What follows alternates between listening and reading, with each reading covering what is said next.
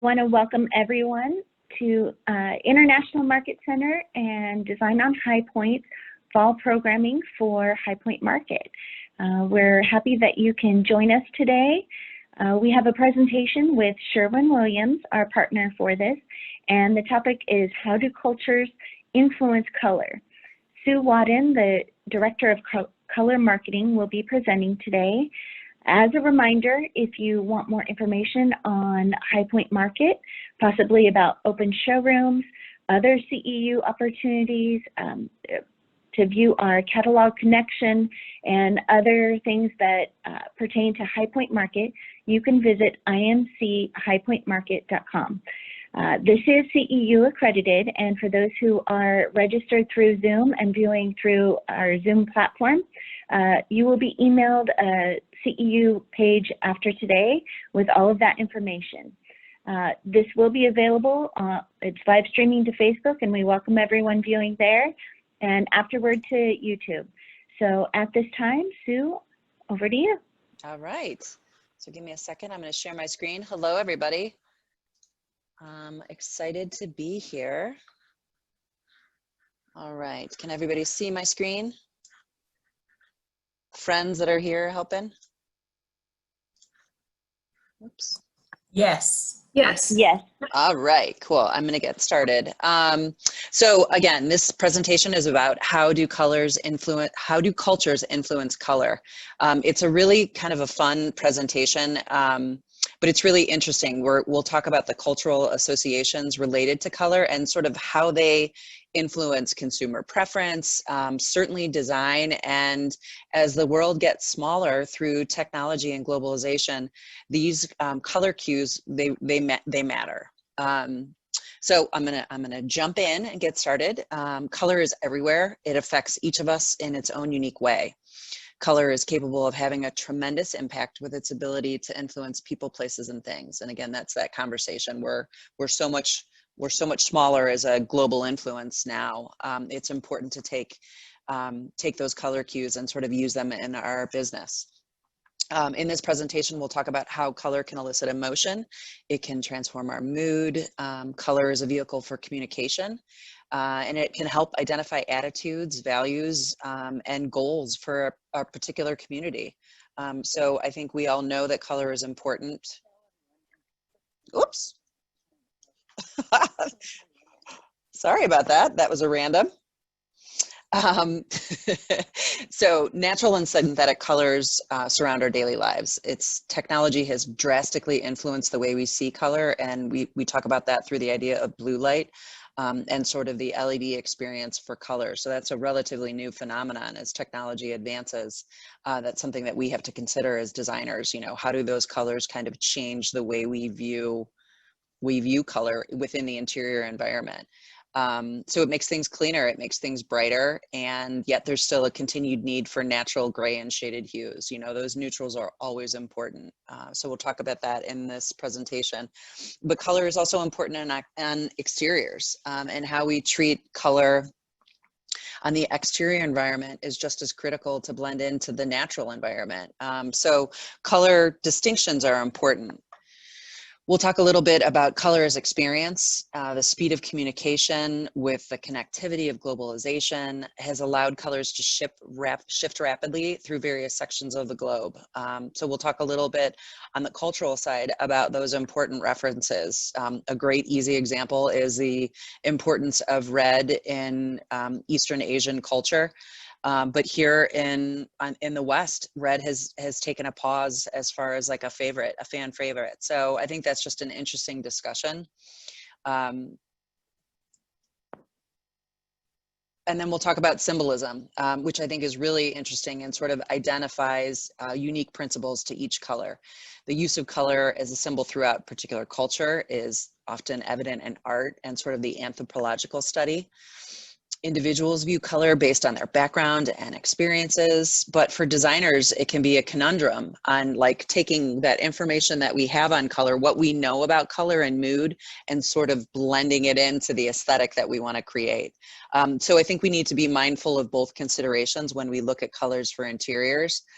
But as our globe gets smaller, we need to identify in our work, like the values of the people we're defining for. So I think that's an interesting transition as we move into this next decade. So when we talk about culture, culture is defined as the set of shared attitudes, values, goals, and practices that characterize an institution, organization, or group. Typically, we define these characteristics with different ethnicities, but culture can also reflect a group which share similar life experiences. You know, think millennials or baby boomers. Generationally, color tends to be different as well, a different distinction.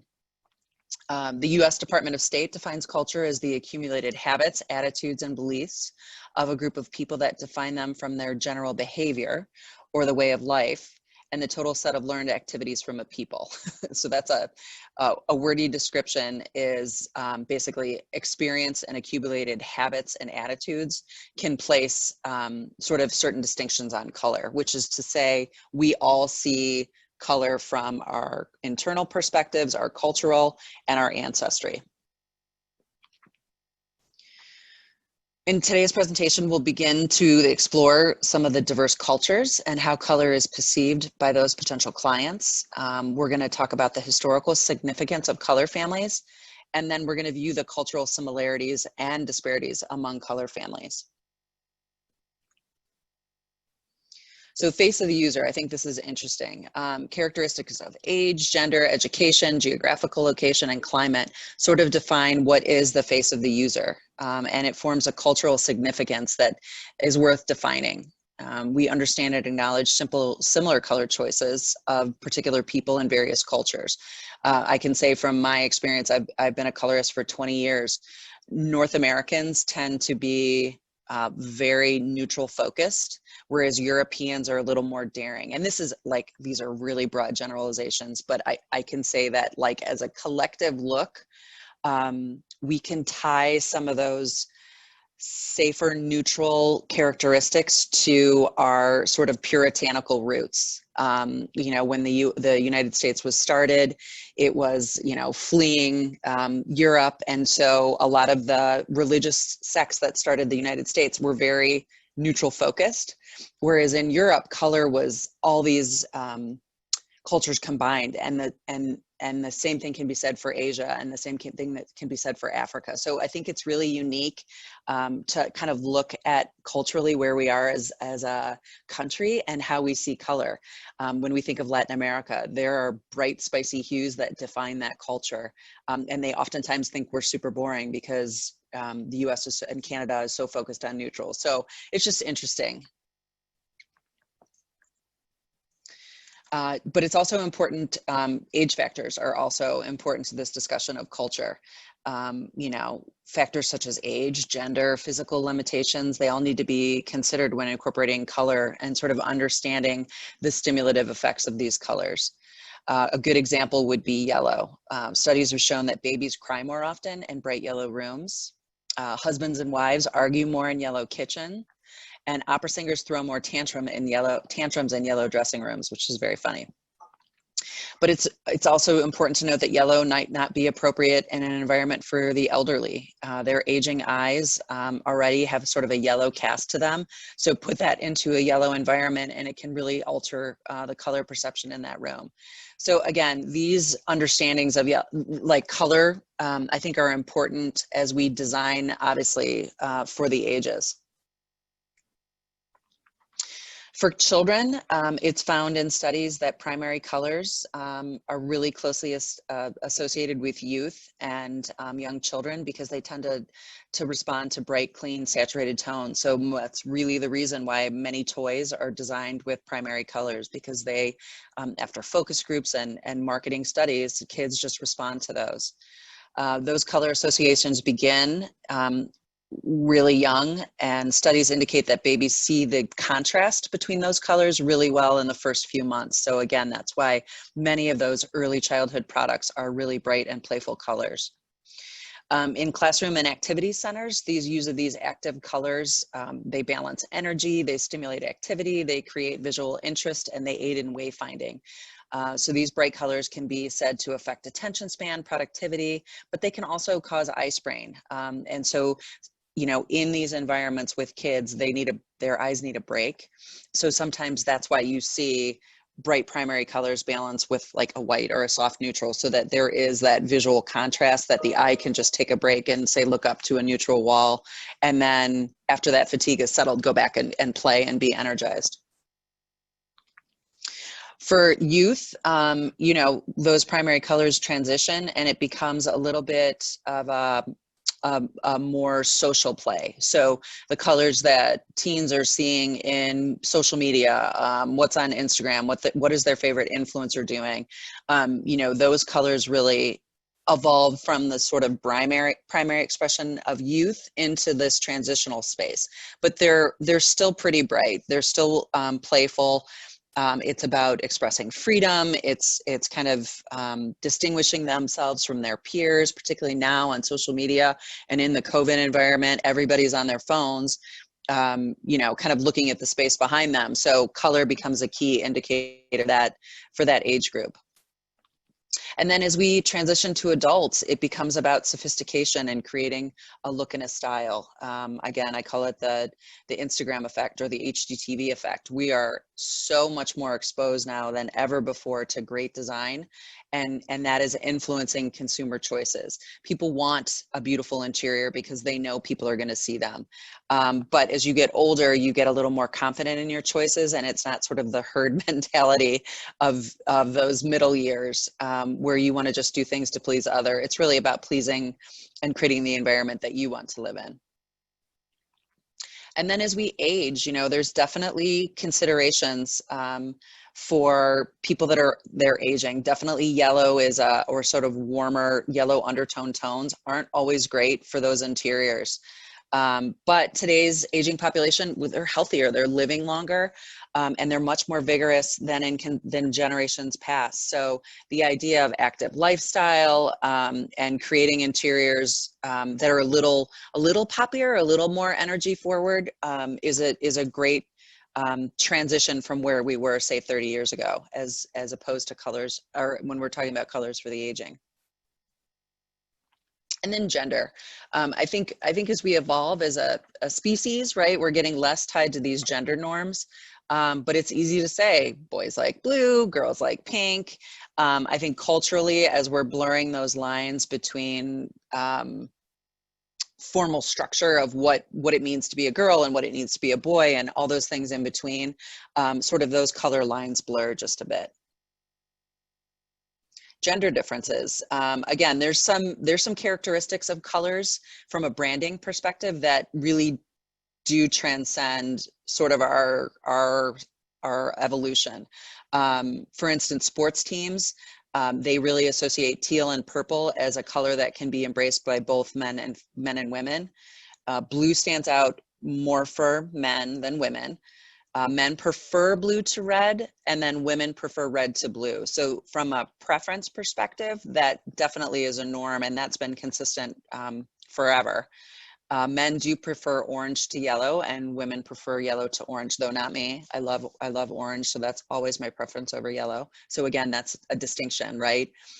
Characteristics of, you know, your favorite does play into that. And generally, women's color tastes are thought to be more diverse than men. I've seen studies shown that the way women categorize color is much more sophisticated. If you compared a list of colors, if you would see a man on one side and a woman on another, if you would show a male green, they tend to just think gray. And then, again, this is a generalization, but a woman would see teal and sage and silver gray green and chartreuse and all the variations between. And then women tend to categorize that just a little bit in a more refined way than men do. Culture of socioeconomics. So again, how does color play into sort of the luxury, the idea of luxury, and how for home furnishings or product design, how does color really impact that, as well as fashion? You know, for fashion forever, as forecasters, we've seen fashion drive where color is going to go. But now I think it's also part of the luxury product discussion. You know, there's a certain elegance in particular colors, and those are associated with particular brands and sort of high style. And then social structure. So the term social network, I'm going to read a little bit from this slide because there's a lot of great nuggets here I don't want to miss. The term social nugget is a social structure connecting individuals or organizations. Social networks are tied by one or more specific values, be it ideas, financial, ancestry, conflict, or even trade. One example of this is a color preference in South America, which is responsible for color selection based on heritage. And it's almost a complete disregard for what others might be selecting. So maybe there's a family, a filial tie to one particular color. That color is chosen, without the thought of things that are trending or what other people are selecting. Another example of this sort of power of socialization is in the country of Nepal, South Asia, and the association with color red. So even though poverty is prevalent in Nepal, people still find ways to divide themselves into the idea of the haves and the have-nots. High caste systems generally reject those of the lower caste. Widows do not remarry in this country, and yet they've always been viewed as bad luck, and their drab clothing was used to identify their shame, which is so sad. The color red was reserved for girls to adorn themselves before they got married. Well, women got together and formed a group called the Women's Togetherness Group to devise a livelihood improvement plan. I'm using that in quotes. And the premise was that the first woman would receive a goat and would pledge to pass some of the goat's offspring to the other members of the group until each villager had a source of income. And now women have the ability to change their status within the community and by giving and not receiving. So like this collective recognition of how they could work together was really powerful. And eventually this group allowed widows to join and attend the workshops and which they were talking about subjects such as sanitation, nutrition, gender, and this idea of class was discussed. And so now women of all castes and levels and status are part of this group, and together they're coming together as a collective womanhood to end poverty in this culture. And there's a ceremony of adorning the body in red tika powder, which was previously forbidden, right, for widows, and now is used to celebrate all women who are no longer living in poverty. So it's about changing that status. So it's amazing how the power of that color really signified a socioeconomic change in this really poor country. And I think it's a beautiful example of how color can really impact cultural norms. There's the culture of education. It's long said that marketers understand how to use color as a signal, an impression for the audience they're trying to achieve. Studies have shown that the more educated the client, the more sophisticated their tastes, and that includes color. And I think that's probably pretty true. But it's also where the subtlety of color mixes come into play, and like the idea of values and deeper shades and tones. If you think of people, maybe professors that are Harvard professors and live within that sort of higher education bubble, maybe preference because of cultural associations are deeper, richer, darker hues that have sort of a historical vein. Or delicate colors, really beautiful and light, would be geared towards maybe the feminine aesthetic. But it's definitely been talked about for years that individuals with less education tend to choose simpler and more straightforward colors. There's a lot less complexity, which again, this is a kind of a generalization, but we do find, if you think of branding at your favorite retailers, sorry about that. The luxury brand retailers tend to favor a more sophisticated color palette, whereas more accessible retailers, say the big box retailers, tend to have brighter, higher impact colors that get people to take things off the shelf. So it's just interesting discussion. The culture of climate. People not only use color to express themselves and their emotions when adapting to weather conditions, but there's some geographical norms there as well. In warmer locations, brighter colors tend to be consistent with what people paint in their exteriors and interiors. And in brighter, sunnier locations, the intensity and brightness of sunlight is an ideal match for these sort of high chromatic colors. In geographic regions where there's some degree of cold conditions or limited amounts of sunlight, it's sort of where mid-tone shades and accent shades with gray undertones sort of take hold. I can totally attest to that. As I look out my window right now, it's gray and rainy, and I'm in Cleveland, so the northern sort of Midwest region, almost the Northeast, and a lot of our time is gray and somber. And so if I were to paint a really bright, say, turquoise in my home, it would look sort of garish because it wouldn't be balanced by outside. So definitely color, as far as related to geography, is really important, as well as location. You know, now more than ever, people live sort of a nomadic existence. You know, working from home has sort of changed where we do our day-to-day life. You know, you can travel, well, when we're able to travel, we'll have a little bit more freedom to explore. And then as we get back to being able to travel, those influences definitely influence color.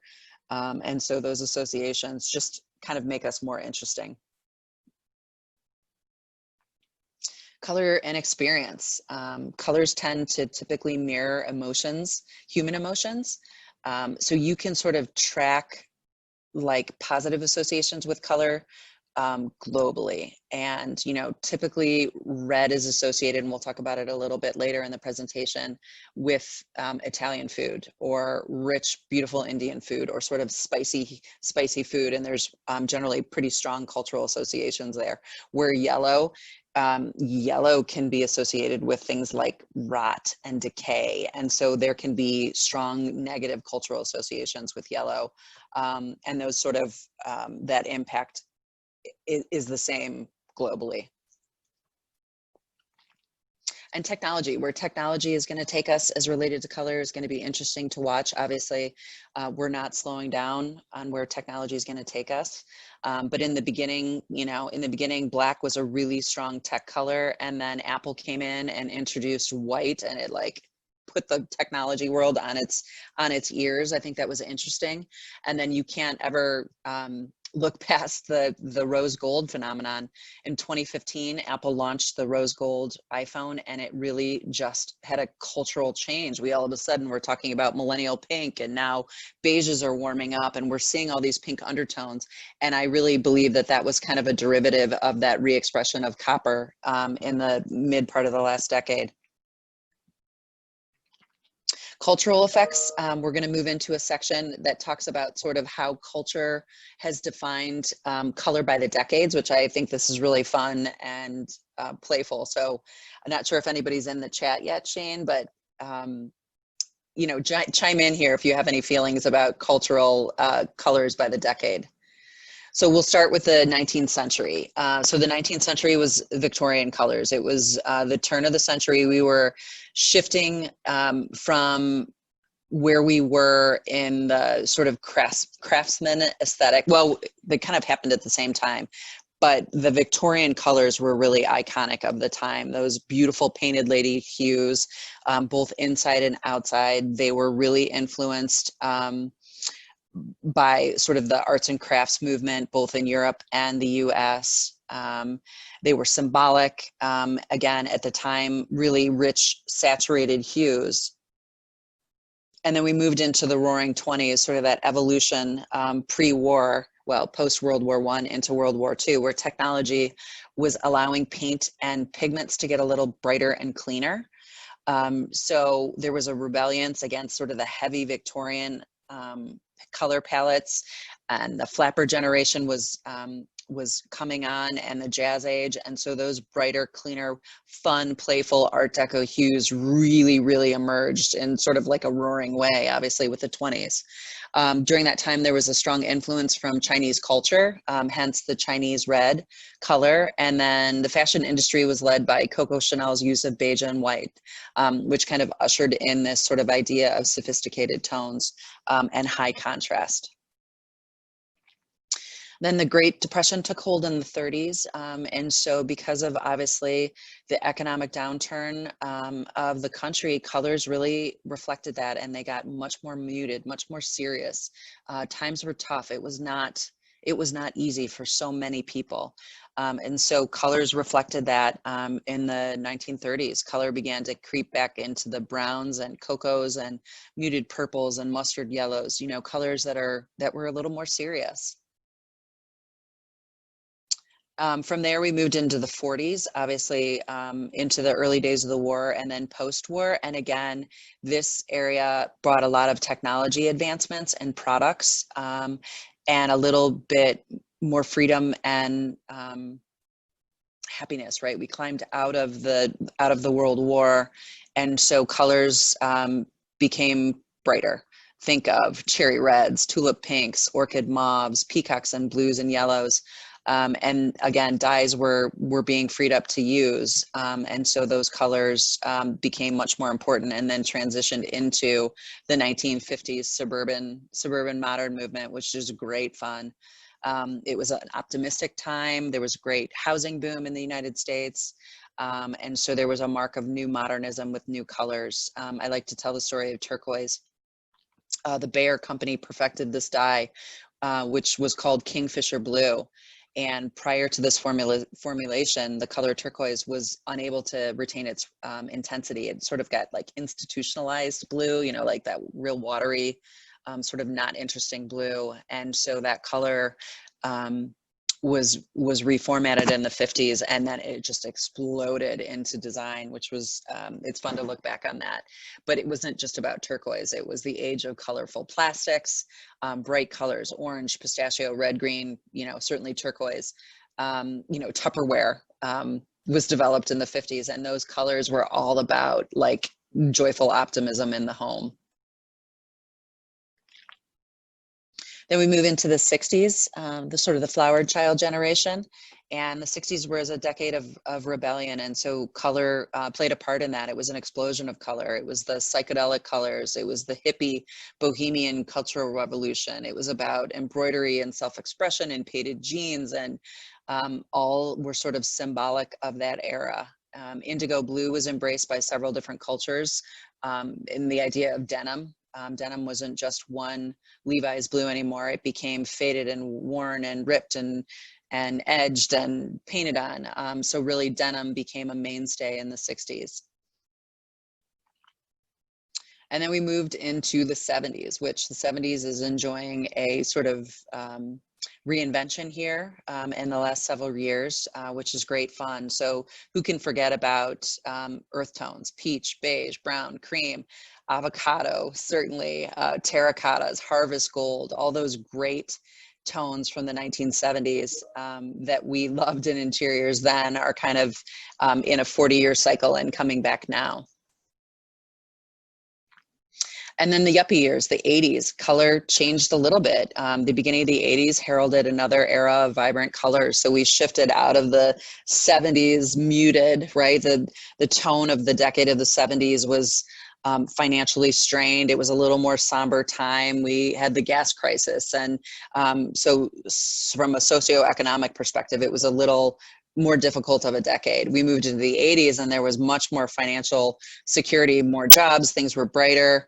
Nancy Reagan and the Reagans came in, and she had a particular signature red that she would wear all the time. And then it gave way to Barbara Bush blue, which is hilarious. Peach, teal, cream, brown, those combinations were iconic in the 80s. And then towards the end of the 80s, there was another sort of economic downturn, and that became the opening for grayer, dirtier colors. And that's kind of when I started really paying attention to colors. And I can just remember, I was a child of the 90s, but I remember that transition into the grays in the late 80s. And it was such a huge change from where we were. So dirtier shades, neutrals overtaking brown and beige. The combination of mauve and gray really came on in the middle to late 80s. And it sort of moved into where we were in the 90s, which was burgundy, hunter green, navy, Tuscan gold, all sort of transitioned into the turbulent 90s. Here we go, the 90s, middle of this decade. That was me, like grunge kid, loved it. So as we opened up the decade of the 90s, it was about rebellion and, flannels and dark colors and goth looks. But then all of a sudden we had a digital revolution, and technology really started to come and gain hold. And so that sort of changed where we were from the mid 90s into the transition of the 2000s into, again, brighter, cleaner colors. And now we're talking about the millennium. And it's going to be interesting to see where we chart color. Early portion of this century was bold accents. Accent walls were super popular. Neutrals, you know, reigned supreme. Builder beige, all those kind of like popular colors. And it's going to be interesting to see how we shift. Obviously, we have the gray movement, right? That really kind of pendulum swung from those beige neutrals into, you know, our love affair with gray over the last really 10 years, since about 2008, as a post-recession color. You know, gray really started to come from that, a very serious color. And so now we're, you know, this global pandemic is going to affect color, and it's going to be interesting to shift to see where we emerge now in 2020. 2021. I think it's going to be about bolder creative expression, darker colors. So we're going to get the serious side of color because we've all gone through so much. But it's also going to be about having some joy and using color to bring joy in. So brighter, cleaner colors have a play there. And next, we're going to move into the culture of ethnicity and how color impacts sort of the idea of cultural associations. Primarily in Eastern and Western cultures, we think of black and white as our most extreme opposites in colors, but Western culture views black as a color of mourning, but it's also very dignified, authoritative, and it can promote value. Whereas Eastern cultures view white as the color of mourning. It's an interesting duality. It's the color of death in Eastern culture. And so people wear that color to funerals. So it's interesting to see how just from east to west, the color of just neutrals, black and white, are vastly different. And here's kind of an overview of kind of where we are from a color perspective on obviously the left to above the different associations on the right. And I'll stay on this chart just a little bit to talk about it. From the United States, I'll just stop in on that. Red is associated with love, anger, and stop. Pink is feminine. Yellow is not always a positive color. It's cowardice and caution, but it's also joy and happiness. Green is envious, but I think from a global perspective, green is tied to nature, so it's a really positive color. So I just love this chart. It's really interesting to see how colors rank within each culture. And this will be obviously available to look at later in more time. So we'll start with some symbolism. We'll talk about red and symbolism. Color can perform very different symbolic and psychological functions within the same culture. The effect of color on human behavior and emotions vary with time, place, and culture. So we'll show several examples of the distinct meanings and associations with the color red next. Red is associated with fire, energy, passion, love, but it's equally associated with danger. The color red is universal. Obviously, it's a primary color. In many Asian cultures, there's a strong association with the color red. It's associated with the sun, the fiery ball of, you know, giving life to the universe. Red is the dominant color in China. It's the color of good luck and joy and happiness and well-being, as it's a belief that this color promotes long life. Red permeates the Chinese New Year celebration. It's the traditional color of the bride, and it is true of Islamic and Hindu cultures as well. In India, a red mark on the forehead is thought to bring you good luck. Red is a sacred color in ancient Japan, painted on temples and shrines and archways. Chinese influence came to symbolize wealth with the color red as well. The American Cherokees saw it as a symbol of success and triumph. And because of the connection red bears within the depths of many parts of Africa. The Red Cross has changed its colors to green and white in parts of the continent. For the Aztecs, Indian red dye, which requires over 1 million female beetles to make, was considered more valuable than gold. Feng Shui recommends painting the front door red to invite prosperity into the residence. So it's obvious, whatever the culture, wherever the location, there's generalities in the human response to color, and red always attracts attention. It's the first color named after black, white. pink. Pink is the color of love, friendship, compassion, and relaxation. Pink is symbolic of gentle emotions, and emotions, it still creates awareness, but it's less intense than red. It can be very soft. It can overcome evil. It can represent honor, love, friendship, morality, and general success. In the US, blue is often used to generate trust, but in Korea, pink has this effect. In Japan, the color pink has a masculine association. The annual spring blooming of the pink cherry blossoms tree is said to represent the young Japanese, the samurai warriors who fell in battle in the prime of life. In Belgium, pink is associated with baby boys. It's just the opposite in most other Western cultures. In Eastern cultures, pink is the symbol of marriage. Perfect pink feng shui color to soothe the energy. It's gentle and delicate. Feng shui vibrations have proven a soothing effect on one's behavior. It's also associated with the international symbol of breast cancer. Orange, one of my favorites. Orange symbolizes energy and creativity. It's a strong relative of red. Obviously, it's a derivative, but it sparks more controversy than any other color. I do find that people either love orange or they hate it. Culturally, orange, the associations, let me just say this, the muted versions of orange and red are generally more liked than the vibrant orange. So rust tones, terracotta, and peach are generally really well liked. It's just like the bright, really verdant expression of orange is pretty polarizing.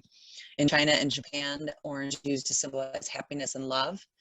In China, obviously, it's the blending of red and yellow, and so the equivalent of yin and yang balance, which is beautiful. In India, orange symbolizes humility and sacrifice. In the Netherlands, it's emblematic color of the royal family. I just got a message that my internet is unstable. Is it okay? Well, let me know, you guys, if You're fine. Okay, good. Yeah. Thanks, Shane. In the Netherlands, again, it's the color associated with the royal family. In Ireland, as well as England, orange has the symbolic distinction of the color of the Protestants. And so there's a lot of strife between I don't know about anymore, but there used to be between the Catholics and the Protestants. Orange is mentally stimulating as well as sociable. And it's a color that's great to get people talking.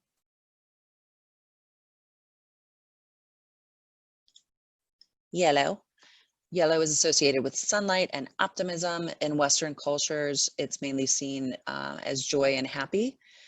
Think the yellow smiley face dating in the 60s, still a popular icon, but there are some negative aspects such as dishonesty, cowardice, betrayal, jealousy, covetousness, deceit, illness, hazard, treachery, and aging. So there's some negative associations with yellow as well. In Asia, the color is sacred and imperial. In Polynesia, yellow was the color of the royalty and divinity. And in Malaysia, it's the color sultans wore as well to represent authority. In India, yellow is the color of farmers or merchants, and it's also the color that Hindus wear to celebrate the festival of spring. Saffron yellow is sacred in Islam because it's the symbol of the perfect faith. And in Russia, it's a traditional wedding color. During the 10th century in France, the doors of traders and criminals were painted yellow, which is maybe where the Western more negative associations come from. In Spain, it's associated with treason. In Turkey, it's one of the least popular colors. The North American Cherokees relate it to trouble and strife. In Greece, it represents sadness, and in Egypt, it's the color of mourning. So I think, all these examples show that yellow is a very polarizing color, but it's also a primary color, and it helps to define the other colors that we really have positive associations with. You can't make green without it. You can't make orange without it. So it's an important color. Gold, universally though, is accepted by all. Gold is very precious as its association with the metal. And so that powerful association revels like throughout most cultures. In Eastern, Southeastern, and Asia Pacific cultures, darker gold is preferred to brighter gold. But in Europe, the preference is lighter gold. In Japan, gold is considered ostentatious, in keeping with the Japanese tradition of modesty. But most Japanese Buddhas are made of brass, and they prefer it to show sort of the religious iconography, and keep that in high regard. In China and Thailand, gold is used in everyday objects, and it's not too flashy. While gold is considered a symbol of royalty in the United Kingdom, gold can be, if it's not the right shade of gold, seen to be perceived as low class. Brown. Brown says stability, reliability, approachability. It's the color of our earth and is associated with all things natural and organic. Brown signifies autumn or winter, and sometimes it can be seen as the color of despair. It symbolizes durability, dependability, security, comfort, friendliness, warmth, hominess, and wholesomeness. But brown can be perceived as humorless. It can be sort of not very fun, and denote sometimes a lack of sophistication if it's not the right shade. In Japan, it's admired as a natural color. Brown is one of the colors of mourning in India because it resembles dying leaves. In the Buddhist and Christian tradition, it's said to represent humility. Native Americans found brown to represent the power of self-discipline. And so I think the Cherokees and Native Americans see the color as good of the earth. And while many Western cultures perceive brown to be wholesome, earthy, and dependable. Green. The direct correlation between green and nature is evident in many cultures. It's what you see outside every day, all of us across the globe. Green is second to blue as a universal favorite color, particularly in the West. It can be very tranquil, refreshing. It's the color of spring, quiet. It's a natural color. Green is the poster child of today's green movement and sustainability movement. So I think it's sort of taking on even a more socially important color. It's the color of hope in many communities and ethnicities. In China, green may symbolize infidelity, though, as a green hat indicates that a man's wife is cheating on him. Chinese jade stones represent virtue and beauty. In the Middle East and Islam, green symbolizes life. In the US, green is the color of money. And so in many ways, there's a strong positive association there as well. In the UK, there was the iconic British racing car green. It's a dark green color. And for them, in that culture, it's a status of luxury and wealth. The negative sides of green is it can be seen as institutional with its strong relationship in the West to the hospital environment. You know, in the 1950s, again, before that infusion of turquoise pigment, greens at the time were really sort of muted and like 1940s institutional. So green can have some negative associations there. You can kind of feel like almost sickly in a green room. So again, mostly green has very positive associations, but there are some negatives. Blue. Blue is symbolic of calmness, peace, loyalty, truth, dignity. I could just go on and on. Blue culturally is the strongest association. Even though mostly skies aren't blue, there's such a strong tie to that symbolic representation of blue. In China, it's the color of the heavens and associated with immortality. In Iran, it's associated with heaven and spirit. Italy and Egypt, it symbolizes virtue. In Islamic cultures, it is a protective color. In the United States, we see sort of an elegance and the tie to fashion. Think the blue suits. In Japan, dark blue or navy are the symbolic to ward off evil, but it can also be seen as a working color. So think uniforms or policemen or blue collar workers. So it's still a strong association, but it's sort of an everyman color from, sort of the perception of the elite all down to the everyday man. It's the color of trust. And, there's very few negative associations with blue. Purple. Purple embodies the balance of red and blue's calm, so it's a positive association. It is seen as the color of royalty. It's got strong religious iconography. It's mystical. It's seen as the power of Merlin. You know, he's always shown in a purple robe. Purple is not a favorite color in China or Peru. In Brazil and Italy, it symbolizes death. So strong people have strong feelings about purple. Purple is not a color that I gravitate towards, but the things that I love in life, like I look at that picture of lavender, I have strong positive associations with it. It's just not a color that I bring into interiors very often. So again, I think it becomes about preference as well. Gray. Gray is the color of the intellect, knowledge, and wisdom. It's perceived as long-lasting, classic, sleek, refined, but gray can be boring. It can be neutral. It can be about balance. It's the balance between black and white. So it's a color that plays well with others. It's considered that way, but it can be about bareness and coldness and fraud and poverty in Asia. That's one of the reference from Asian culture. So again, gray doesn't always have all positive associations, which I think is interesting, particularly in the US and Canada, as it's taken such a stronghold as our favorite neutral in the last 10 years. Black is authoritative and powerful. Black can evoke a strong emotion. Sometimes it can be overwhelming.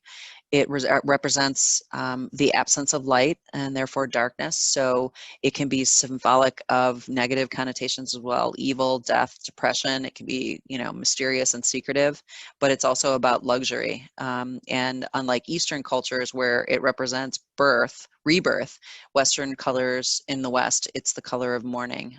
So strong cultural associations with black. On the flip side, same with white. White is seen as pure, clean, neutral. Doctors wear white coats. Some brides traditionally wear white gowns. We think of white picket fences surrounding a safe and happy home. It's the dove of peace, tidiness, cleanness. Obviously, technology, Apple sort of took over white, and it's a strong association to that product. But in the East, it's a little bit different. You know, again, it's seen as the color of mourning. Hindu religions use white to indicate purity and inner peace, but it's also about death. So interesting duality culturally with that color. We're winding down here. We're going to have just a little bit of discussion about how the impact of color from a color value sort of discussion, you know, the importance of tints and shades and chroma. So we'll start with value. Value is the measure of a particular color, how it lines within the light and darkness scale. So this is a good chart to see if you look at purple and then you add gray to it and then lightness and darkness. That's how you get those values and shades and tones. And so those associations are important in color as well, because while we maybe wouldn't gravitate towards a pure expression of purple, when you start adding black and muted shades to it, it becomes a plum or a raisin or a silver gray or whatever that might be. And then the associations get infinitely more positive. So again, it's important to see color for its shades and gradations as well. When we talk about creating a perfect color palette, you know, designers inherently use that knowledge of hue, value, chroma, and contrast to create a palette that's balanced. We're focused on neutrals in cooler warm tones, and oftentimes that's maybe like a first entryway into the room we want to create. If we want to create a balanced room, we're going to focus on cool neutrals in this space and then build in greens and blues to coordinate. But culturally, those things are done, you know, a little bit different. You know, I'm trying to think of there's so many notes here that are interesting.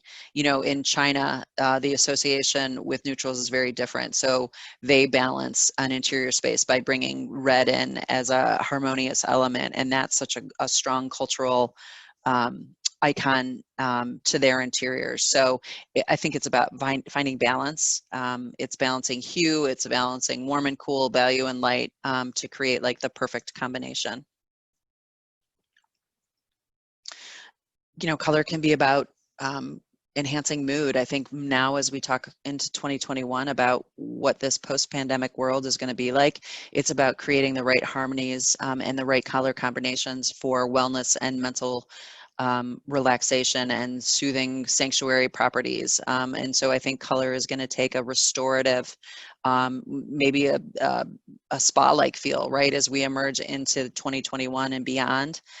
So I think it's going to be interesting to see how globally color shifts as a reaction to the pandemic.